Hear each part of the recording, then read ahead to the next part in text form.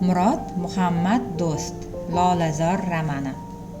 Romanda 80-yillarning og'ir davrlarini boshidan kechirayotgan Sovet davlatida yuz bergan turg'unlik davri haqida hikoya qilingan.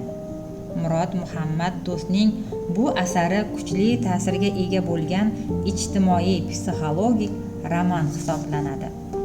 Asarning tili ravon, lekin o'qilishi biroz qiyin. U boshqa ijod mahsullari kabi oson va yengil tarzda o'qilmaydi. Asarni o'qigan o'quvchi asar qahramonlari bilan birga turli hissiyotlarga oshno bo'ladi. Kuladi, o'ylaydi, his etadi va kerak bo'lsa yig'laydi ham.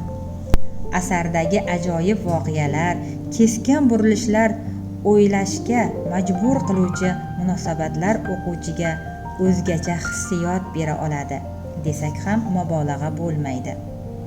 Ayni vaqtda bu roman Hamza nomidagi davlat mukofotiga loyiq ko'rilgan.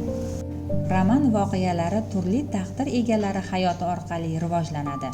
Asarda sobiq tuzum davridagi ijtimoiy muhit, mansabparastlik, manfaat ortida quvish va insoniy qadriyatlarning yemirilishi tasvirlanadi.